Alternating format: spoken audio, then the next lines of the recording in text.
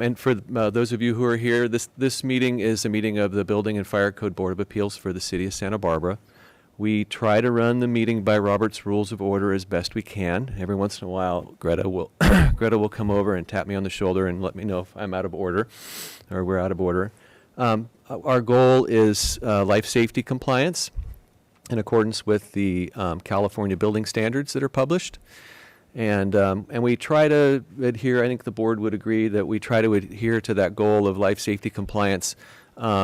And sometimes we'll allow people to talk a little longer, or we'll ask them to come back up and get some more feedback if we think that's in the best interest of the community's safety or health. So with that said, we do need to elect a chair because our standing chair is not here for the board. So I would be looking for any one of the board members to nominate someone or nominate themselves to serve as chair today. I nominate Bonnie. Make sure your microphones are on. I don't know if they are or not. I can't see the light. Nick Kuntz, I'd like to nominate Bonnie to chair. No, I respectfully decline. I was going to nominate one of you two, Marcia Zealous or Nick Kuntz.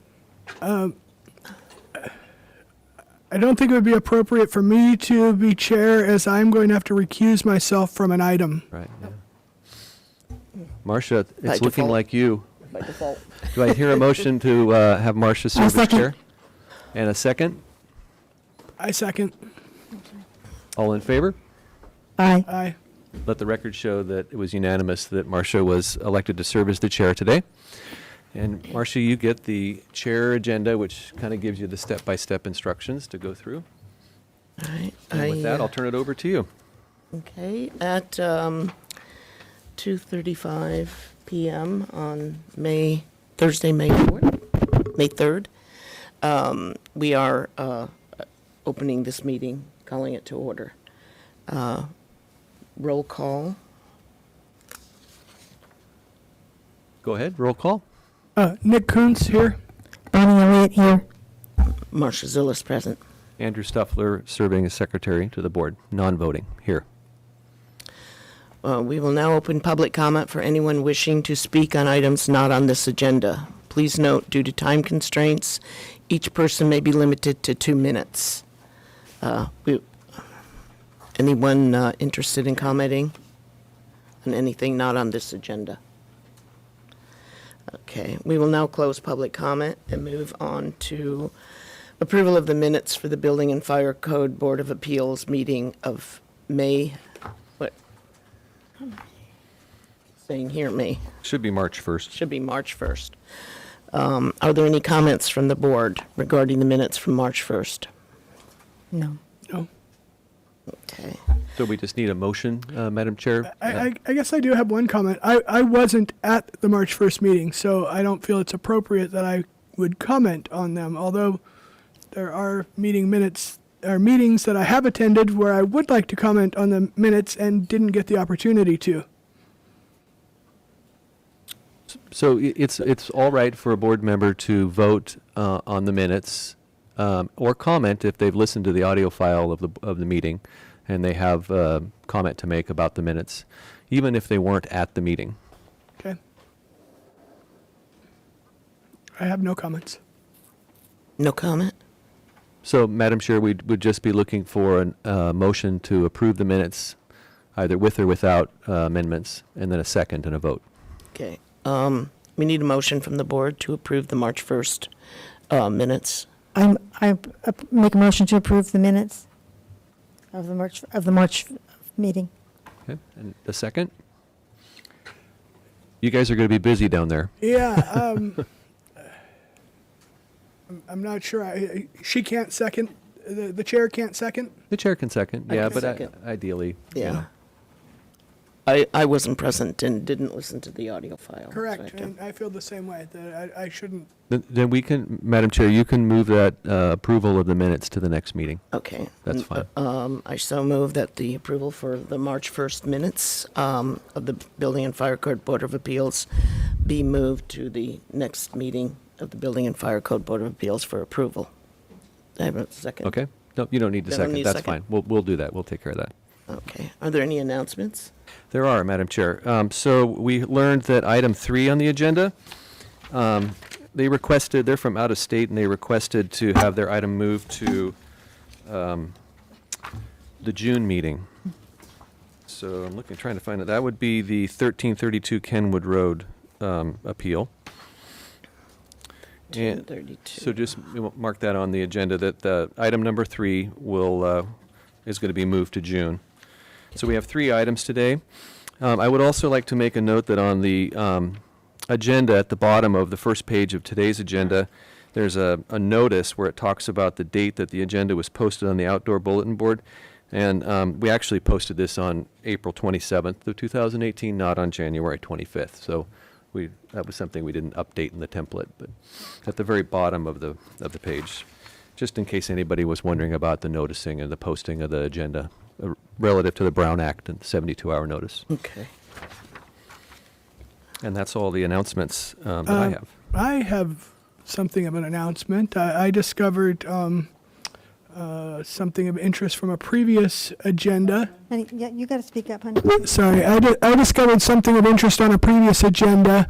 Has seemed to have made some progress that I wasn't aware of, and I wonder if you could follow up on the February agenda regarding 1532 Anacapa Street and Dr. Pavlov.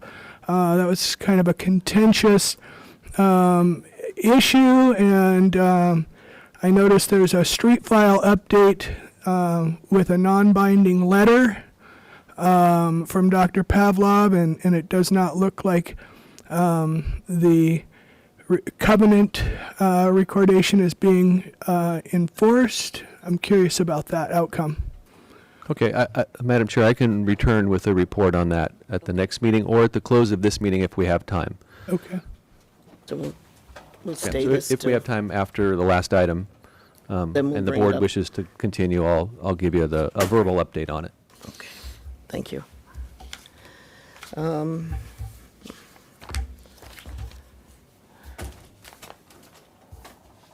Actually, Madam Chair, I think relative to the Brown Act, we probably should do it at the next meeting so that we put it on the agenda and we're not talking about something that wasn't agendized. Okay. Do I have to make a comment on that or ruling on that? No. No. Okay. So, we're now going to the items on the agenda. First one is the appeal of the decisions of the building official to placard is unsafe at 15 Chapala Street. There's a standing motion. Said staff, please present and advise of the standing motion. Madam Chair, this is, I stand by our staff report, and in these appeals, when someone appeals the decision of the building official, we'll have that a couple times today, I think, we're going to, there's always a standing motion that the building official's decision should be upheld, and so the board would have to dispose of that motion first, either vote in approval of that or disapproval of that, and then move to another motion if necessary. So in this case, I stand by my staff report. I do not see the appellant here. If the board has any questions about the staff report, I'll be more than happy to comment on them. Otherwise, it's the board can move to discussion and motion if they'd like. What is the pleasure of the board? I have no questions. I have no questions. So, the appellant is not present to answer their appeal, present their appeal. We will now open public comment. Anyone wishing to address the board on this item, please submit a speaker slip, and we can call you to speak. I don't think, Madam Chair, I don't think Skip's going to speak on this. Oh, stuff. okay. He's just All looking right. for agenda. Well, I guess we will be closing it to public comment. And we have a standing motion to uphold the decision of the chief building official. Are there any questions from the board to the, well, we can't ask any questions of the appellant, but were there any that, can I pose, were there any that were going to be asked? That's not necessary. You That can, not you necessary? can if you'd like. Otherwise, you can move to motion. Okay, move to a motion to uphold the chief building official's decision. That's the standing motion. I second. I agree. Right. Okay, so now you can vote. Yep. Okay, all those in favor of upholding? Aye. Aye. Okay, Greta, we'll let that show as unanimous. in support of. All right, so moved. The building official's decision has been approved or upheld. Okay, now we're going to move to the appeal of the decisions of the building official of accessibility compliance decision for 1330 Chapala. Staff, please present and advise of the standing motion. Thank you, Madam Chair. The standing motion is in support of the building official's decision, and I stand by my staff report. I would like to inform the board that this is as we'll probably hear, this is appears to me to be an issue where the federal regulations are more accommodating and allow a greater depth of counter surface than the California regulations do. And we have multiple projects in the city that are going through a similar situation. Mm-hmm. So I think that's important to be aware of. I'm pleased to bring this appeal to the board, not because I'm looking forward to my decision being overturned or upheld, but I think the community really needs to hear from the board what the board's collective opinion is on how this is being interpreted, because it'll affect, as you'll hear, the cost of construction and retrofitting that might be necessary in multifamily buildings that are currently under construction. So with that, I'll stand by my staff report, and I can answer any questions, or I'll try to answer any questions. We have Rick Welch here, who's the inspector for the project. He's a certified access specialist, CASP, so he can help answer technical questions if necessary. We recognize Rick. Rick's present in support of, or as part of the staff informational data. The appellant, is the appellant here? Yeah. Okay. Are you prepared to present your request?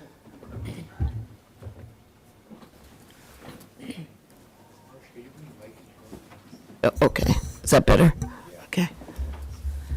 This is the board. I have a visual aid. I think it's actually really helpful to Okay. see what we're really talking about. Okay.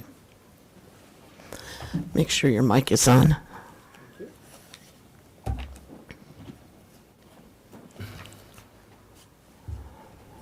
All right. Can you hear me okay? No, push the middle Yeah. button there on the bottom. Just the, Makes the light, yeah. there you go, now you're on. Excellent. Thank you very much, first of all, for hearing this appeal.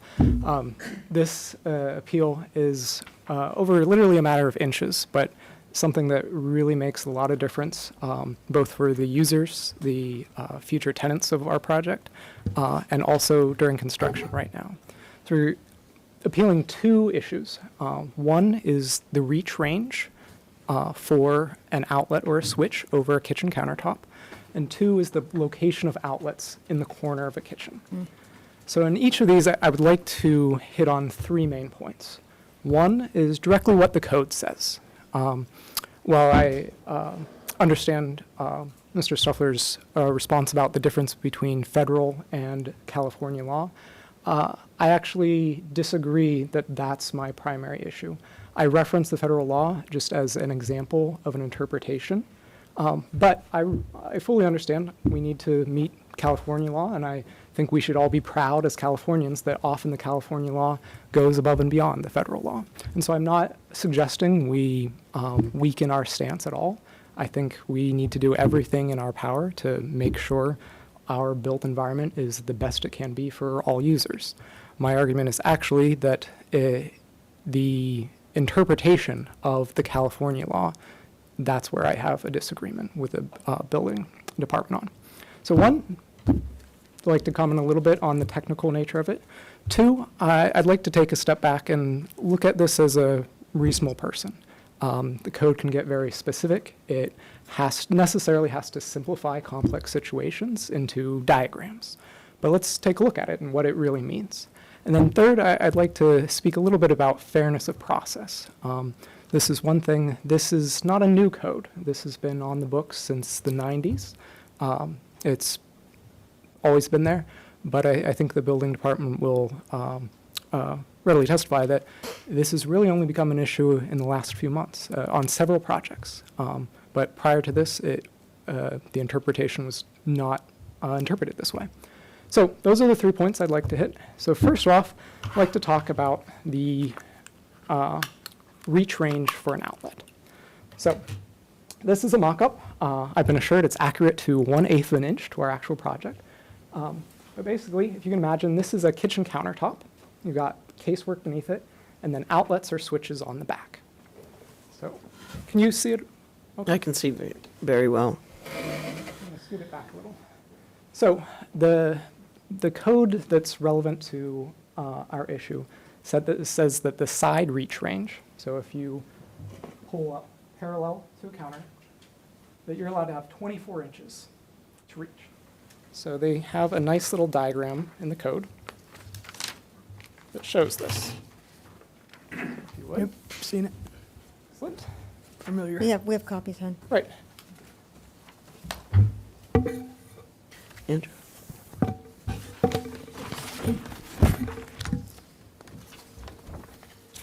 So the issue at hand is what constitutes the obstruction. In the code supplied diagram, they provide basically a gray rectangle. There's no comment on countertop or overhang, etc.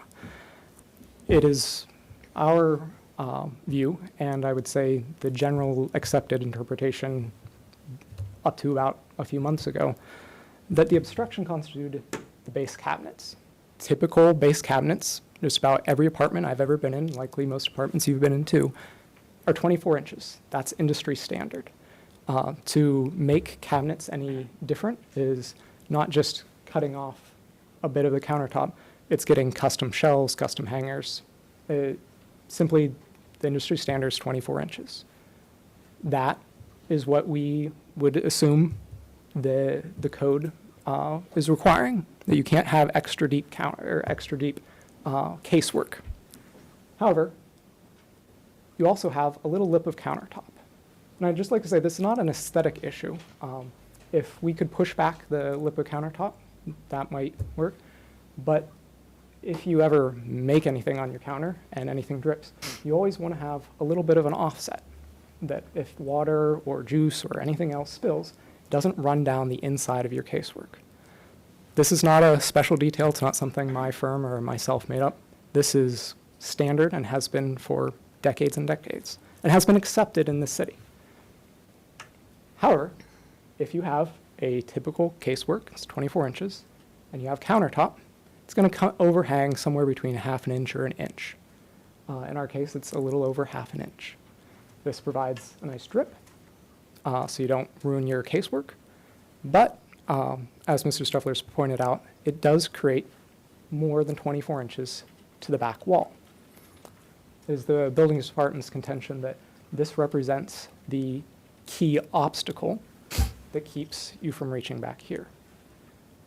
The interpretation that we see, if you see this diagram, and it actually shows quite nicely, is that we dispute that.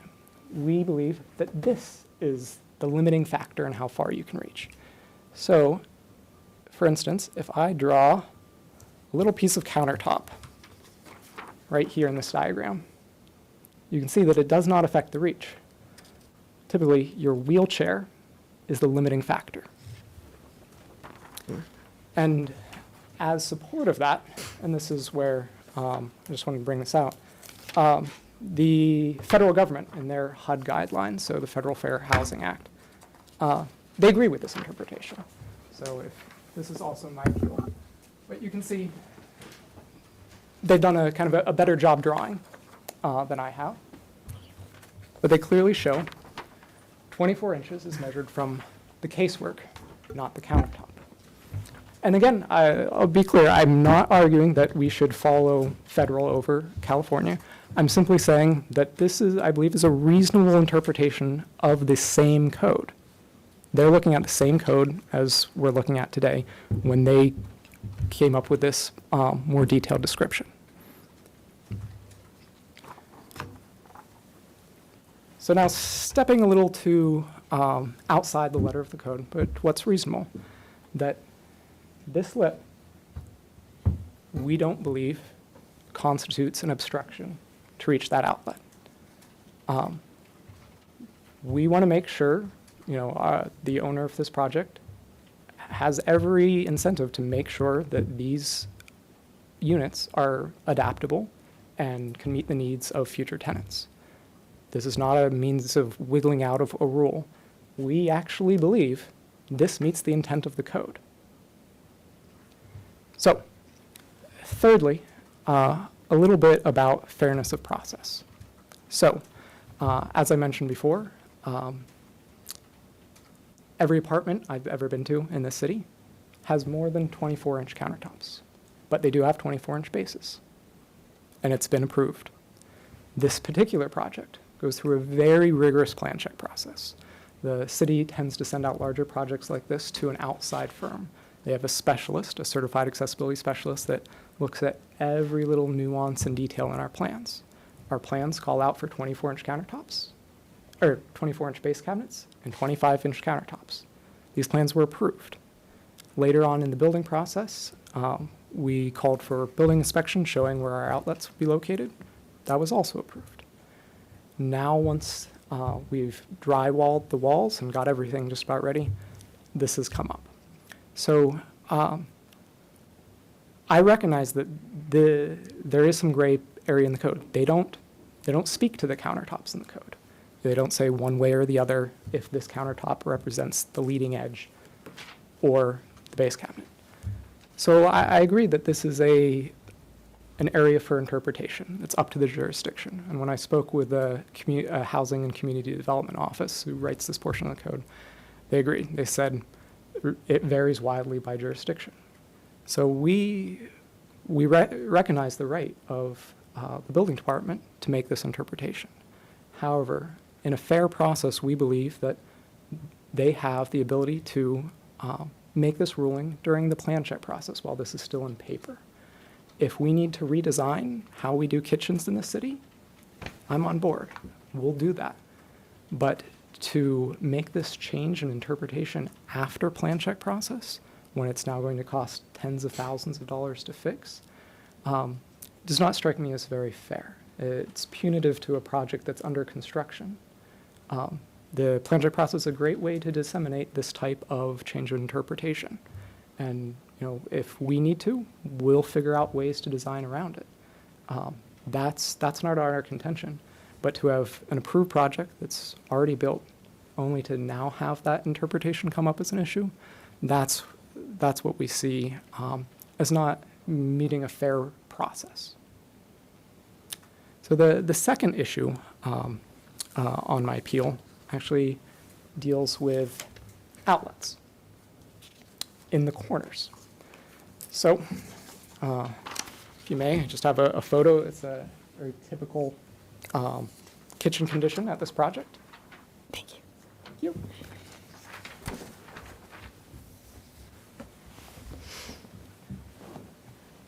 So, per electrical code, they ask that you have an outlet every 48 inches, or every 4 feet.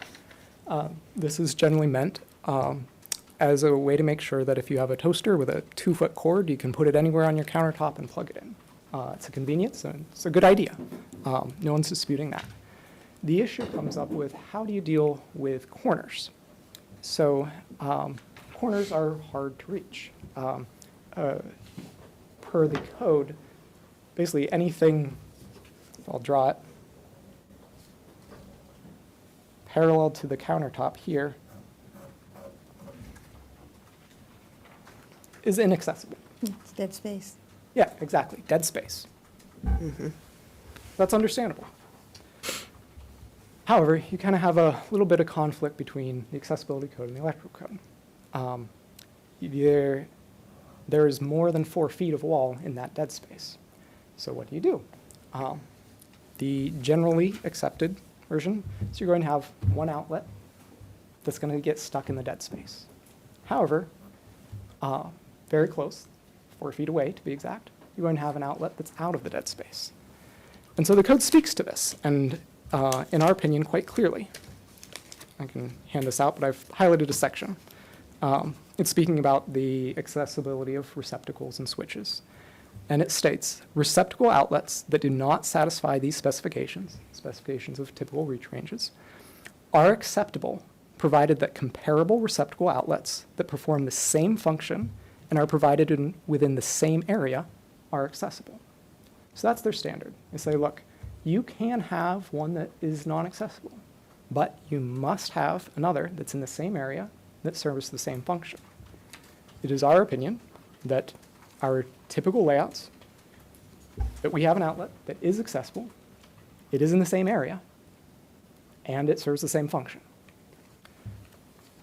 The dispute between our interpretation and that of the building inspector is that he would like us to provide a one-to-one equivalency to these outlets that are required by electrical code. This one's required by electrical code, so he wants another one to make up for this one. That, I actually don't mind that, but I don't believe that's what the code says. And so to ask it for now, I think is stretching what the code actually says and what we've designed to and what we've been approved for, that we provide an outlet of the same function in the same area. And just another point on this, in our typical kitchens, we're having between 6 and 7 receptacles. Each are duplexes. So you have 14 outlets total. So you can plug in your toaster, your George Foreman, your blender, your microwave oven, your smoothie maker. We're not shorting anyone on outlets. We just, due to electrical code, are putting one in a dead space. It is not our opinion that, I'll say, if we felt that a person with a disability who could not reach this dead space was getting shorted, this would be a very different conversation. But we really don't believe that. We believe, despite this outlet being there, we provide a wonderful kitchen for our future tenants, that we'd be happy to take that outlet out entirely. And we still think we'd provide a wonderful kitchen for our future tenants. We just have to provide it for the electrical code. So, similar issue as the other ones, that these were on our plans, these were approved, these were inspected in the field, and now they're brought up after we put in the drywall. So again, you might say, it's one outlet, it's 1/2 inch. Why can't you just fix it? The reality is that it is one outlet, one switch, 1/2 inch, but spread across dozens of units. So it's literally tens of thousands of dollars that I simply can't justify arguing to my client that they should put their resources towards something that I don't believe makes a substantial benefit to any users. The typical reach ranges have been great in dozens of apartments all across the city. The outlets in the corners, just simply, I can't convince myself that this one outlet makes this a lesser unit for a person with disability. So that's where we're at. I would say if the city, again, would like to make this significant shift of interpretation, we are open to that. But we don't believe that bringing this to a project that's already been approved and is under construction is the right way to go about doing this. So thank you very much for your time. I really do appreciate it.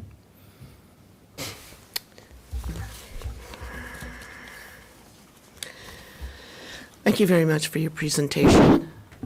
So we have 2 items on the table here, electrical code interpretations. One has to do with counter depth, the 24-inch reach, and the extended to 25.5 if you consider the lip of the counter. But the wheelchair actually doesn't come up to the lip. It comes to the base of the counter. Right. So you're asking, and there have been many projects approved with this interpretation, that we use the base cabinet as the judgment for the 24-inch reach. The second item I'm trying to clarify, I just want to get the issues straight. The second one has to do with every 4 feet appliance outlets at the countertop. And so if I'm to look at this, there is a dead space there. It's considered dead space. Many people put appliance garages and other things in there because it is considered a dead space. So it's both accessibility and otherwise it's a kind of a dead space. Speaking to the And- mic, then. Speaking to the mic, you're not there. Oh, I'm sorry, my mic, I'm sorry. And what I'm trying to understand is that these two outlets are 4 feet apart. Correct. Okay. One is accessible, Correct. the other one isn't. Correct. So where's the comparable one on there? So our contention is that the code requires that you have an outlet in the same area that serves the same function. We would say this outlet is in the same area as this outlet and serves the same function. It provides 2 receptacles. May I say, may I? I can, but with your sample right there, I can tell you right now, as a person using a wheelchair, there's no way in the world I can reach those outlets, side view, front view, whatever, because they're too deep. They're too deep. They shouldn't be on the back wall.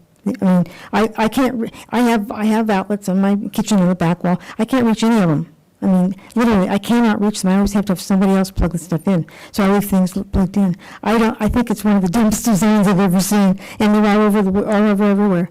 It's just stupid. Stupid. So may I make a comment?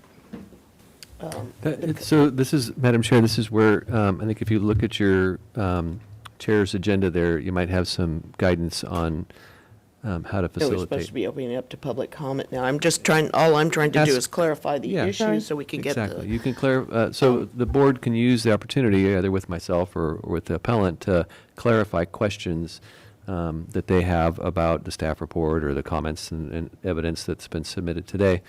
But they should be questions, right, and not, Sorry. and then, but that's all right. Then, but the decisions, the judgments and things like that would come after the board closes public comment and has an opportunity to deliberate on all that's been heard.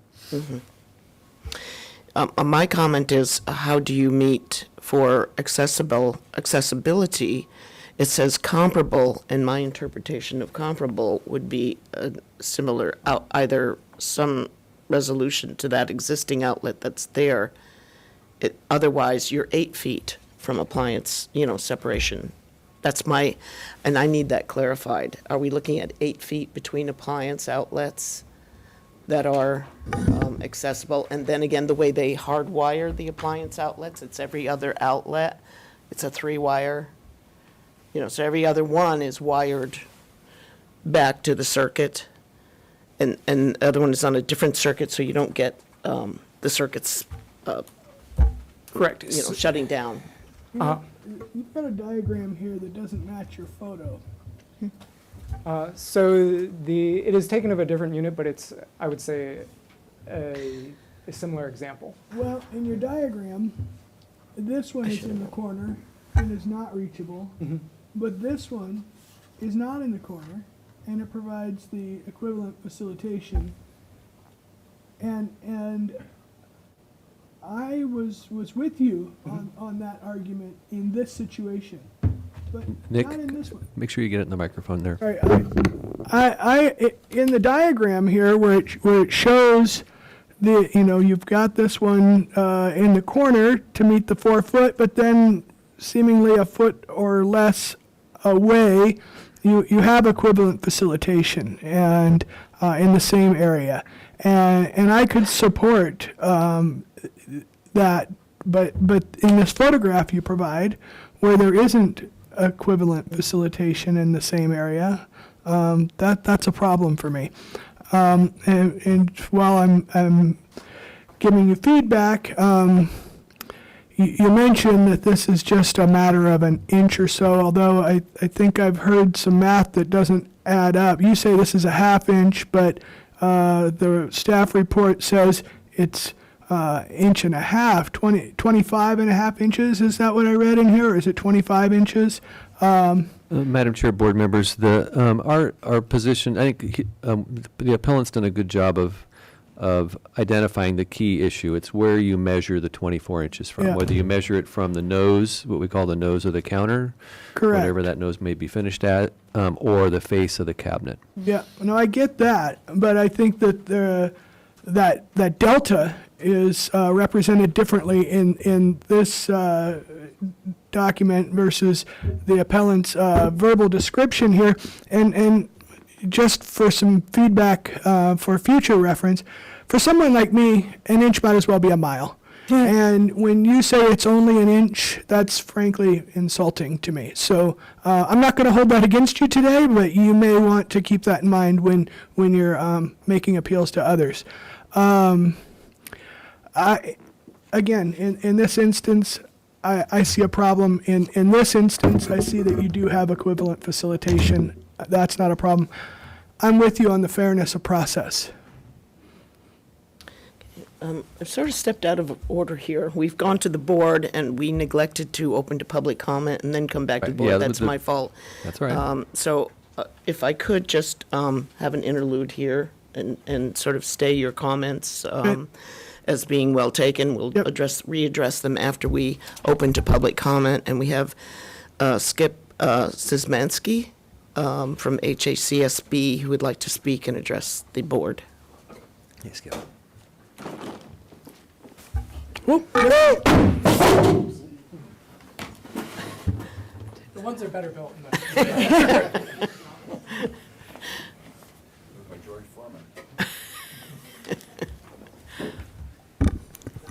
Thank you. Skip Szymanski with the Housing Authority, City of Santa Barbara. I'm very familiar with the building official and his staff members, and I do want to start out by saying they do an excellent job with their work. They're very diligent. They're looking out for you. They're looking out for us. So I respect their position. I commend what they do and how they do it and what they're trying to achieve. This issue, again, has been years. It's existed a particular way for years. It's just now coming up on our projects. Speaking of fairness of process, the Housing Authority has a 58-unit complex it just completed. It has an 89-unit project with the plans just coming out and another 17-unit with the plans coming out. All of those are consistent with the existing condition here. So you're looking at a 24-inch cabinet, and on our plans, it calls for no more than 25 inches for the lip, so that the cabinets do not exceed 24 inches and the lip does not exceed 25. It says 25 inches max. So I'm in support of the appeal. And again, it goes back to fairness of process. If in fact it was in the plan that it specifically said, do not have that lip exceed 24 inches specifically, but most of the plans, and ours in particular, do say 25 max.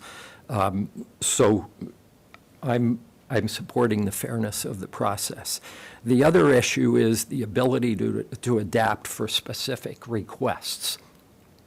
An inch is a mile to some people. I agree with that. With the Housing Authority and with larger projects where you have maintenance workers that have an ability to change things for people, here's one of our solutions. You plug it in, you have the inch. So you can get the inch, but for other people that cannot reach that, at least in the Housing Authority, and I would think the larger projects, if someone makes a reasonable accommodation request, we would bring the plugs out to the face of the cabinet. We would put it through the building department, but we would not want to change every single unit for that particular application. And unfortunately, we build per the codes, per the requirements, and they say take a percentage. For ADA, make it 24 inches or 24 inches with a lip, whatever your interpretation is. But the real world is, at some point, if you have a reasonable accommodation request, we do the best we can to meet that accommodation. And again, on the larger projects, I would anticipate they would be making that accommodation as well. So I think today, the decision that you make impacts several projects and hopefully will provide guidance for staff. Because city staff is only trying to do what they feel the rules are. I would say fairness of process, if you can make an easy adaptation to make up that 1 inch, then you do that. But to ask to have all of these current projects rebuilt, I think is unfair. And moving forward, if there's a decision between the 24 or 25 inches, I think that would help the building department. Madam Chair, I'd like to have Skip just clarify. So he's showing a plug outlet multiplier, but the ones that he actually has selected to use have a screw in them, and they screw into the center of the existing outlet so that you don't have them coming out. So you do actually end up with a face surface of an outlet that's fixed to the building within that reach range. And a matter of clarification as far as providing equal access, Yeah. they do make them in a 4 outlet, so it converts a 2 to a 4. They're UL listed, so what you lose over here, you gain there. Okay. Thank you. Thank you. Thank you, Skip Szymanski. An example.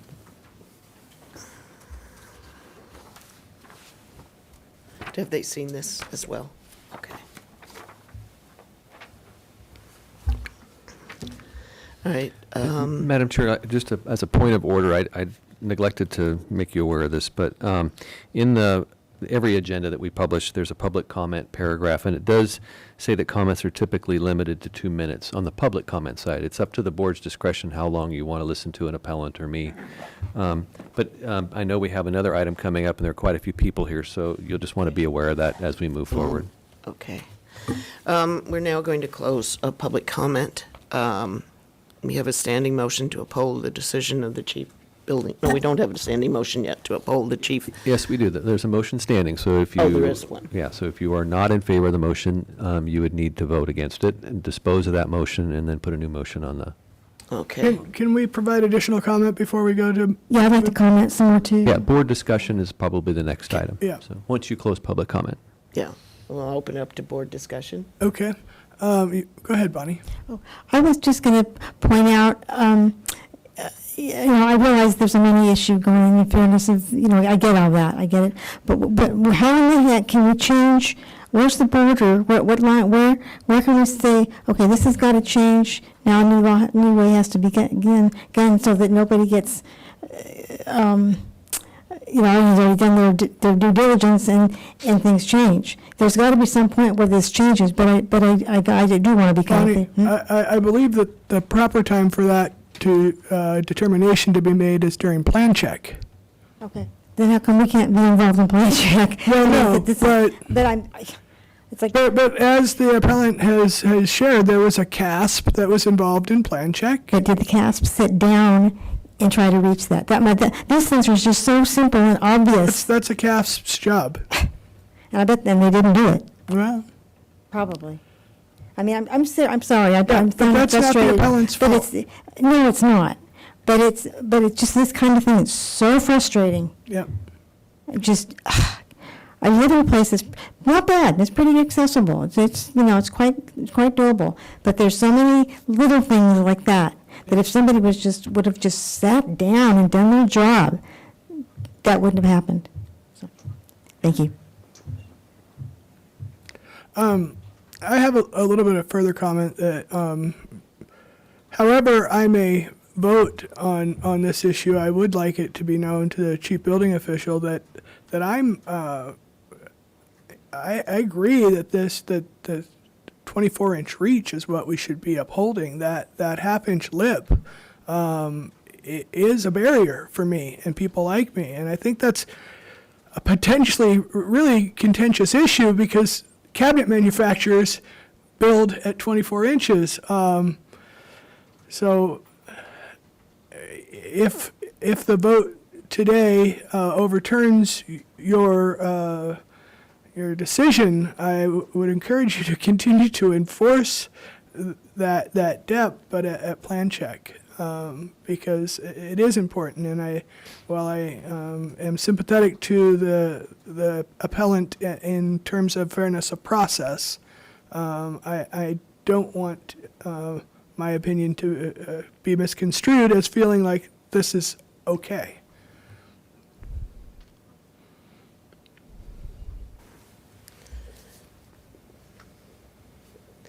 Any further comments? So I've addressed the lip extension issue and the comparable outlet Yeah. issue. Could I ask for clarification or be able to discuss that a little more? Technically, no, I'd like to, not what I'd like, but the rules are the board needs to, they can open comment again if they like, it's at their discretion, or they can work through the item. Afterwards, before the item closes, if we have questions about their decision, either one of us can ask for a clarifying question, but that's up to the chair and the board. Does the board have any further questions regarding the outlets? I'm mildly curious as to the appellant's question. I'd be willing to entertain more discussion. I'd like to hear him too. Go ahead, Madam Chair, it's your discretion. You can do Okay, that. so we can have a motion to extend this to another time, to continue No, the no, no. discussion? No, I think they just want or to make a comment, so you just can now entertain the 30 seconds. conversation with the, 30 So I wanted to return to your comment about Yep.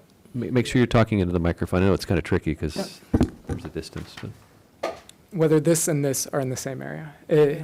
In the diagram, I believe we have an outlet right here that's non-accessible, and we have one right here. I see them as one there where your pen is and one to the left of it, closer to the window. So in this case, we will have one Yeah. next to the. I think the same- diagram doesn't show a window in. Right, it's, Yeah. we have multiple units that Correct. have slightly I understand. different variations. It's our opinion that this dead zone, Yeah. per the electric code, we could put an outlet right here. Mm-hmm. And then I think it would kind of meet your standards that this one is right next to it. Yeah. But we say if we put it here or here, that doesn't affect the overall accessibility. Right. Yes, putting it here Right. makes it a little more apparent that it's closer. Yeah, But I our get sense it. is anything is in the I dead get area it. is, Chief Building Official Stuffler, I like the extension solution. Do we have any flexibility to have contingencies on a waiver or not upholding this this ruling, this decision? Because in the diagram, I see that there is equivalent facilitation, but apparently on some of the units there isn't, and perhaps with the extension, they could overcome that reach issue. I'm just curious if this board has any authority to compromise at this point, or is it just yes or no on your findings? Madam Chair and board members, the board has the latitude to be able to dispose of the issue that's in front of you, make a decision on it, anywhere on the spectrum with the exception of waiving a code requirement. You're specifically denied the authority to waive a code requirement. So what you have to do, that's kind of strong terms, but what needs to be done is the board needs to determine what your interpretation of the code is relative to the 24-inch clearance, reach range depth, and to the spacing of the outlets in the corners that are difficult to reach, that exceed the reach range. So you have to make an interpretation on how you think, what you think the code's intent was on that. So there's no waivers. I can't grant them, you can't grant them, but we can interpret the code. So we have to make a finding. So you can start, if you want to get to a point of a motion, you can start your motion. I would encourage you to start your motion with, I make the finding that because of this, it's the intent of the code that the distance be that. Right? And that way, it's clear that you're not waiving a requirement. You're making a finding that this is what the intent of the code is, and that's why you're making that decision. And it sounds like we have essentially two issues, this reach range depth in general of 24, 25 and a half, and what do we do when we have outlets that are required to be no more than 48 inches apart, and one or more of them are in this, outside that reach range in a corner of a kitchen. So I have been wanting to make one comment relative to that last item. So the electrical code requires the spacing of outlets at no more than 48 inches. Actually, it says that they have to be within, well, it's because the cords that are manufactured on kitchen appliances are 24 inches long. Right. So that's why they want an outlet every 48 inches. At least that was the standard maybe years ago. And so if we have an area that does not have an outlet that's accessible within that reach range, right? Then that means that, you know, an ambulatory person or a person who can exceed that reach range can put their toaster there, their coffee maker there, but someone who doesn't can't. So in our opinion, that's not equivalent facilitation. So just to give you kind of the perspective that we have when we look at it.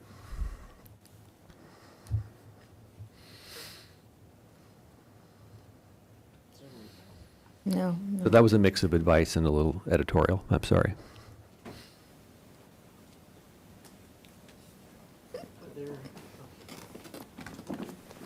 You want to, you can, Madam Chair, you can open up public comment again if you like. I have a suggestion. I have been before you. say your name again. So that- Skip Samansky, Housing Authority, City of Santa Barbara. I've been before you before, and I appreciate the time that you put into this. To help this along, there's a motion on the table, a standing motion. So I think the first thing that would have to happen is that there would have to be a vote on that motion, and if it doesn't carry, then it doesn't carry. Can they offer an alternate motion? Absolutely. Madam Chair, you can. So my suggestion would be that there be an alternate motion that the existing conditions of 25 and a half inches or within that range appear to be accommodated by a, let's call it a permanent plug-in extension box that offer a 4-plug as opposed to a 2. That gives you the full equal for equal.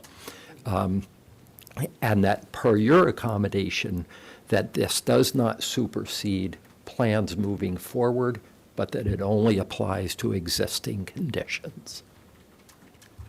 Everybody looks at me. This is the decision of the board. You don't have to look at me. Yeah, well, I'm looking to you to see that this is following process and that you agree this is kosher. So I thank you for your feedback there. I'm not sure I will be able to articulate it as well as you did. That's my only hesitation here. I agree with the finding or the I would find as you stated. But Madam Chair and board members, have a before we get standing- there, you're going to have to close public Yes. comment, right? we have a And go back standing- into deliberation. One last question for you. Dealt with that extension in terms of the outlet situation. We haven't, that shows a switch, the alternative is switch extensions, and I'm not sure whether you approve box extensions that are equivalent to that inch and a half. or- Marcia, use the microphone, please, if you can. I'm not sure if you The- have box Push your button extensions there. for the switch. I don't think your light's on. There you go. Oh, okay.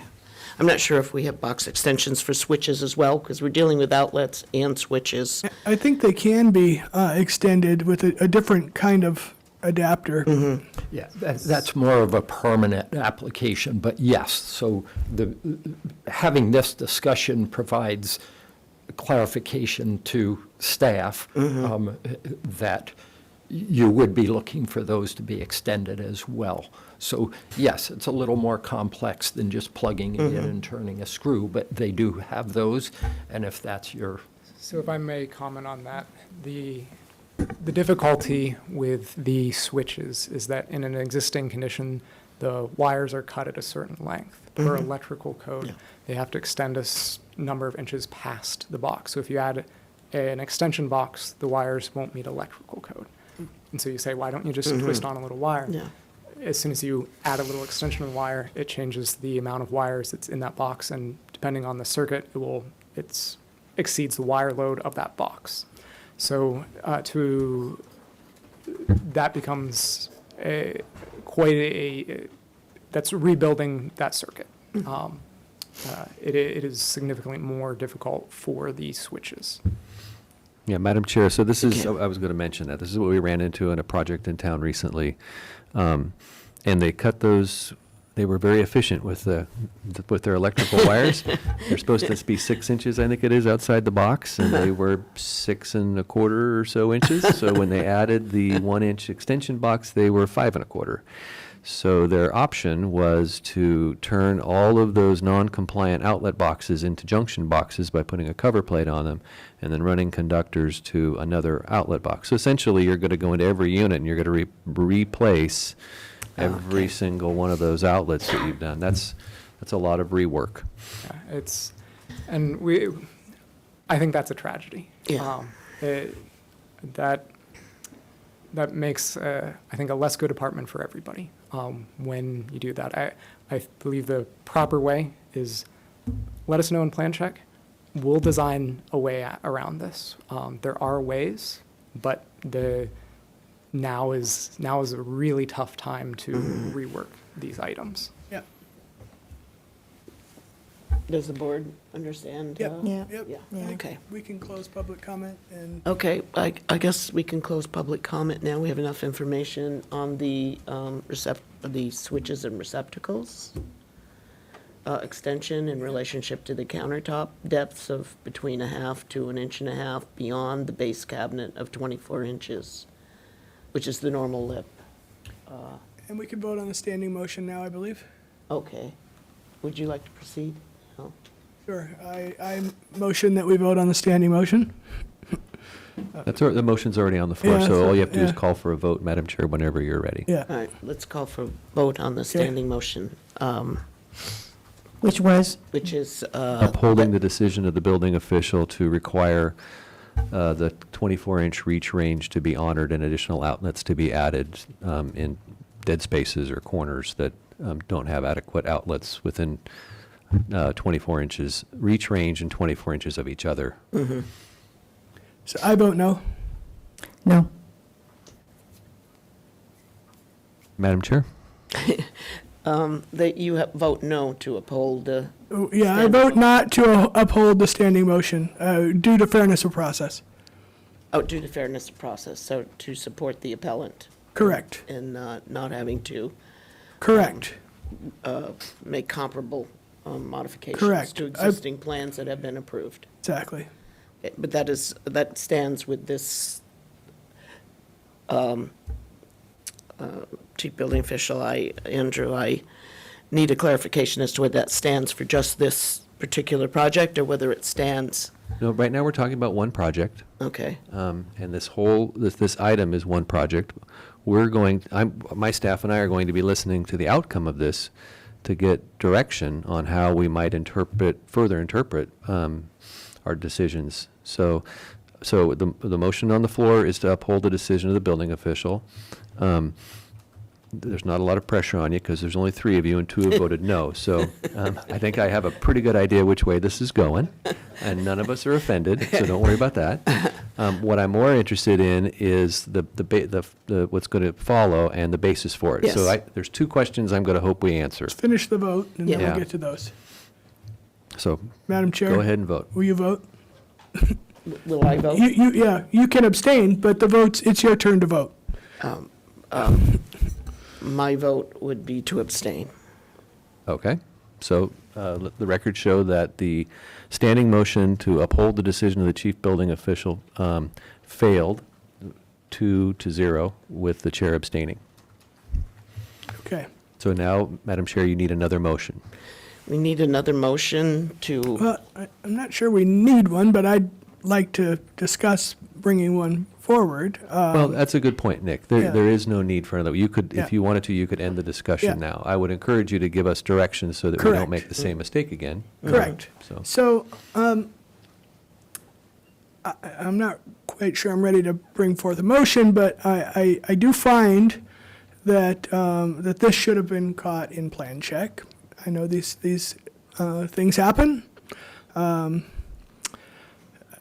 I like the interpretation of 24-inch to include the counter edge. That is a barrier for me.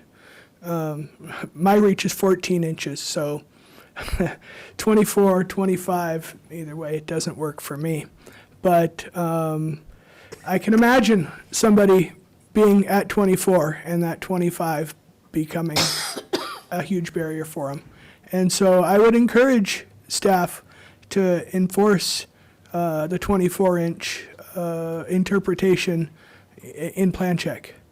I don't know that we need a motion for that. Does a motion help No. you with that? No, just the advice, Yeah. just the advisory comments. And I'd like to ask Bonnie and Marcia also so that I get a collective Yeah. group of feedback on where do you want us to measure, where would you recommend that we measure the 24 inches from the face of the cabinet to the back wall, from the nose of the countertop to the back wall, to the largest projection on any part of the cabinet or counterpart? There may be some other towel bar or who knows Oh, yeah. what that Drawer somebody puts pull. on, right? Yeah. So, Why put them on the back wall? That's the dumbest thing I've ever, it drives me nuts.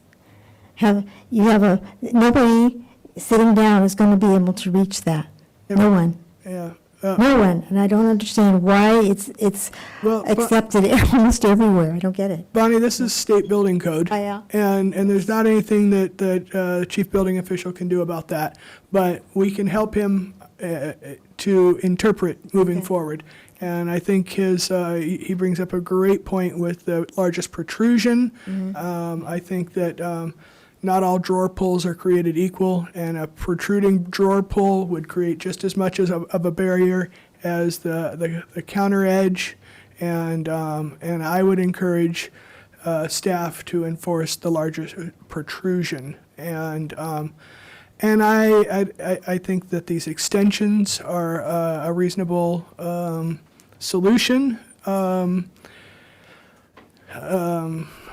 I don't know what solutions we might offer with switches, maybe three-way switches with an alternate location built into the edge of the counter. That's how I addressed it in my home. Anyway, okay. Yeah, if the builder knows, the developer knows that they're allowed to use an extension for a switch that they're going to put in, they can cut the conductors off at 7 inches. yeah. And when we come back out, there's no problem with conductor length out the box because they have the 1 inch extension and now they're at 6.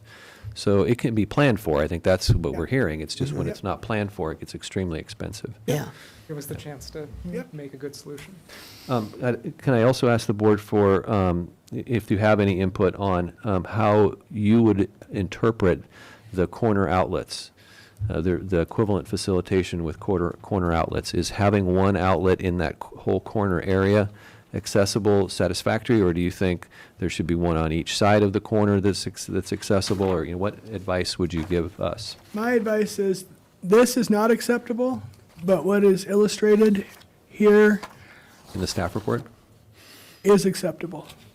Okay. Because, well, the one in the corner here is not accessible. There's one right next to it that is. I don't know that that could be achieved here because of the window. Maybe if it had been considered prior to drywall, it could be underneath the windowsill. But at this phase, I don't think it's reasonable to have them go back and change it. But I would hope that in the event that they had a disabled tenant, that they would make reasonable accommodations. Bonnie, did you have anything to add? No, I don't have anything to add. Marcia? I'm with the maintaining not just one outlet available, but 2 outlets, the 2-outlet configuration. Okay. And Marcia, on the measurement of the 24 inches relative to the face of the cabinets or the counters or projections, what was your take on that? Yeah, I think Nick's comments are very well taken, that there's other protrusions other than the lip extension and that we have to do it to the largest protrusion. Okay, So- thank you, I Which appreciate doesn't that. make it really helpful as far as your depth of, the wiring out of the box, but it seems like the most reasonable. Okay, all right, thank you, I appreciate the input. Yeah, thank you for bringing Thank the you item very much. forward. Thank you. Really appreciate it. So, Madam Chair, you can continue with disposing of the item to move to the next, if you'd like. Okay. You can have all of that. We have voted on the motion. There's been a discussion afterwards. We have voted on the motion to turn down the standing motion and to allow the applicant to continue with their accepted, permitted plans. And we've also had a discussion relating to how we perceive in the future we should be reviewing these matters. So I close any further discussion on this project. And move forward to the next item, which is the appeal of the decisions of the building official to issue a permit to 836 De La Guerra Terrace. Staff, please present and advise of the standing motion. Thank you, Madam Chair. Madam Chair, Chief Building Official Stuffler, I want to disclose that I have an ADU application in process, and I would like to recuse myself at this time. As a matter of process, can the meeting adjourn without me, or should I wait? No, you should step out. Typically, what we do is. Yeah, do I need to return? Oh, no, there are no other items, I think, for us to Correct. talk about, are there? So. No, and- there- Just to close you the You meeting, may yeah. leave if you'd Great, like. thank you. I need to ask, Greta, do we have a quorum with two? No, we have a funny quorum amount. Let me look here real quick. I think I have some guidelines in here that might tell us. Yeah.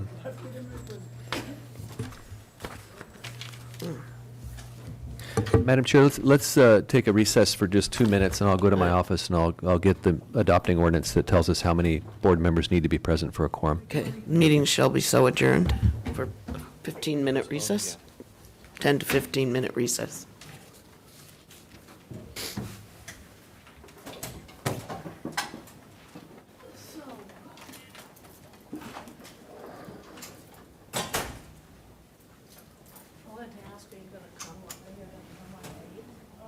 I hope to, but this whole process has caused me to miss quite a lot of work. No, it's just gone on for what they did. It's all intense. And it doesn't seem that any of my comments to city council or planning commission are being heard. And so,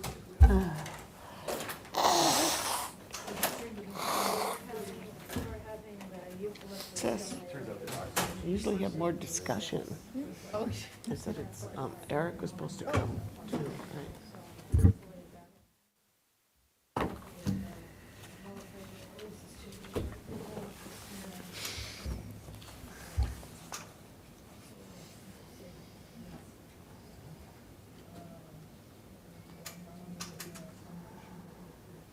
Well, there's only 2 streets on, and so with all the uncertainty of the alluvial landing, right now, it's hard to flip things, and there's only 2 of these off there, so speaking of the, So, Madam Chair, you can reconvene Okay, whenever you you'd ready? like. Yeah. Okay. The meeting of May 3rd, 2018 shall reconvene. Shall reconvene. Thank you, Madam Chair. Andrew Stuffler, the Chief Building Official, serving as Secretary and non-voting member. I am looking at the adopting ordinance, the ordinance we use to adopt all the California building standards. It's Ordinance 5780. And in Section 113.1.3, quorum, it reads, "For other than appeals and ratifications relative to Chapter 11, which is accessibility," which we just heard, "it shall take a quorum of 3 members to hear any appeal, and majority vote of the board convene to sustain an appeal." So with only 2 board members, we cannot hear the appeal today. We're going to have to postpone it to June. The one that we just heard, Yeah. we will have to reconvene to hear. So the one that we just heard is fine. Is There were fine. three of us, 3 board members, so that Okay. was the minimum Oh, quorum. this one right But right now, now, there's only 2 board Only members two board left. members. So we'll have to reconvene on Yeah. this item. So is the appellant in the room? Does anybody know if the appellant for 836 De La Guerra? You're the appellants? So I don't know if you were listening. We reconvened, and I was reading into the record the adopting ordinance for the city where we adopt all the building standards that are being appealed. Well, yeah, just 1 minute. So there's a quorum requirement. So we have to have a minimum number of board members, and it has to be 3. So today, a chair didn't show up, another board member didn't, the chair was sick, another board member didn't show up, and Nick just left. So we only have 2. So this has to be postponed to the next meeting or to a special meeting. The next meeting is June 7th, but I'll be talking with the director and the city attorney about setting up a special meeting between now and June 7th. So, Is that they're proceeding full on. You know, they had a load of drywall delivered today. There's been no foundation poured. I don't know why drywall was delivered. They want to postpone because well, it's not a want, it's a shall, because the code is adopted by city council, and it calls for a minimum of 3 members, board members. So they have to be voting members. I'm not a voting member. But what's the procedure? Typically, there's a procedure when you don't have the quorum and the people show up. At least I know in Sacramento, they have a procedure, then the project has to halt. Because it's not the appellant's problem that you don't have a quorum. I'm just saying, you That- probably have, but don't you think it's worth a call to your city attorney? I'm sorry, are you done? Okay. I can talk to the city attorney about that. I'm fairly certain that it has to be an emergency hazard, something that's imminently dangerous for us to stop a project. So I've been out to the project site prior to construction. I've reviewed the plans. If you would like, I have no problem going out and then looking at the site to see if there's an imminent danger. Imminent danger standard, I have to tell you, is a pretty high standard. There are a lot of buildings that you would look at and think are an imminent danger, like post-earthquake, that cannot meet the definition. So I doubt that this project is an imminent danger, but I will do that, and I can consult with the city attorney if you'd like. It's not imminent danger, but it just, Yeah. it proceeds apace, and we're not able to do anything about it. Well, you are. And we also, it's difficult to keep bringing our Yeah. people in, who can sit here for an hour. So I appreciate Yeah. to see the process, but I can't expect that my people are going to come back each time. Right. We've been to many of the city council meetings, and so, So I empathize with you. It's no fun sitting and listening to everybody else's hearing and then finding out there aren't enough board members to hear your item, and I totally get that. is this the only other You have- gentleman who would be listening to our appeal? Mr. Kuntz and Mr. Peterson and Mr. Carol? Pat Carroll, Mr. Carroll, all 3 were supposed to be at the meeting today, and one was. When will those people be here next, do you know? Well, our board has 14 members, of which we can pick any 5 for any one meeting. So When's this seamless that we could then see with you? we have a standing monthly meeting in the first Thursday of every month. In this case, I'd be talking, and this is what I was kind of sharing before while you were outside. I'd be talking with the city attorney to find out if it warrants having a special meeting between now and June 7th, right, to try to accommodate the expediency you're looking for. But you do have other means. You don't have to go through this to stop the project, right? We were told this was the only means that we had. This is the only, so anyone can go to the court of law and ask to have a project stopped or anything you think that is legally incorrect stopped by a judge, and the judge will have the discretion to issue a temporary stop to the project if they think that's warranted. So, I mean, that is another means that you can pursue. especially if they ask about due process, you can say, yes, we were on the agenda. There weren't insufficient number of board members because one of the members had to recuse themselves. And that's a conversation you can have in court. So when an appeal, is work supposed to stop an appeal? So it can No. just keep going, okay. Only if it's, the only time that work would stop was if there was an imminent hazard that we had to stop for the benefit of the community or the occupants. We have a real problem with parking on our street, and there's 12 houses on our street. Well, how about if we're going to continue to talk? It's okay. I don't want to quell you, but if you talk into the microphone so we can at least make it part of the record. Madam Chair, are you okay with the conversation? Yes, I'm Okay. fine with Show hearing. you some stuff if you're Well, willing to look at it. looking, yeah, Bonnie, we're going to continue to record because it's part of the meeting, but I think we should be clear about what we're doing. So we're giving you an opportunity to discuss the postponement or the deferral of the item to June 7th because we don't have enough board members. We're not going to be able to talk about the project in any kind of specificity, or you don't have to make an argument in support of what you're doing because that's not going to be part of the record. Well, it's.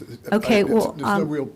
What I would request then is that we schedule a special meeting because we have a real serious parking problem on our street. I don't know if you looked at the slides, but there's cars, the street's 20 feet wide, there's cars parked sometimes on both sides of the street, and even though they're not supposed to, there's trucks backing up because You can't turn around. they can't turn around in our cul-de-sac because cars are parked in the cul-de-sac. And this is with 3 of the 12 houses on the street vacant.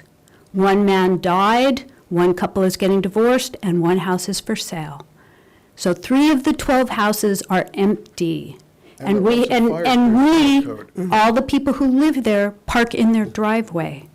I'm sorry. So I can appreciate that you're aggravated by the construction that's No, going on. and- it's not that. It's that I'm scared. Okay. You know, I Friday, apologize for using the wrong words, but But- I want to make the point that we're not talking about the item, right? If you want to talk about the fact that it's postponed, that's fine. Well- But I This I is- can't, this- so your request for a special hearing, I hear you, and I've committed that I'll talk to the city attorney about if we can Thank do you. that. Let's Yeah. proceed with that then. That seems to be the most judicious way, and if we could move it up as soon as possible and early as possible, so we don't have to, possibly get bumped again. And our presentation will not take a lot of time, and, you have our kind of a slideshow, so it should be entertaining. And, as soon as you possibly can, that would be appreciated. Okay. Wouldn't you like to request that they poll in advance to make sure they have a quorum, so people Why know? don't- If you want to, I don't mind you commenting, if you want to just come up to one of the microphones so we can get a record of it. I think it's important. I think when you have a public meeting and you have 15 potential people that could serve, that you poll the members to ensure that they can come. And we did. And 3 people then did not come despite the fact that they said they would be here. One person didn't come, another person called us this morning that said they were sick, and a third person had to recuse themselves. We confirm every board member that we ask before we have the meeting set. But the recused person knew in advance he would have to recuse because he knew what the topic was. So then that would require 6 people be No, here. because only 3 are required to hear the appeal. Even if So we one would have knows he's still had an supposed to extra person. Accuse himself?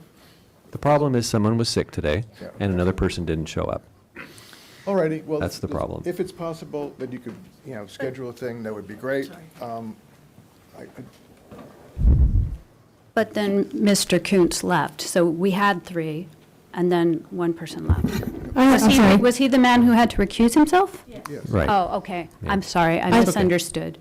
Yeah, I'm troubled that Nick recused himself. You didn't know that he was going to do that. Well, I knew he was going to do that, Okay. because we talked, he asked if he would, Oh, if he okay. could be in it, but I also had 2 other people who were supposed to Oh, be here today. okay. So when Mr. Carroll called in sick, I still had 1 more on my bench, and then Mm-hmm. Eric, I don't know what happened to Eric, we haven't heard from him, so that's where the problem is. Got it. is We plan to have more than enough people, even with Nick recusing himself, and we, Just by trial by combat. I think.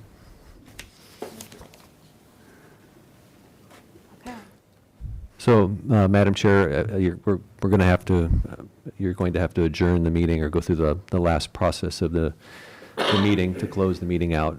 And then we'll have to let the appellants of this project know when we can set up, if we can set up a special meeting between now and June 7th.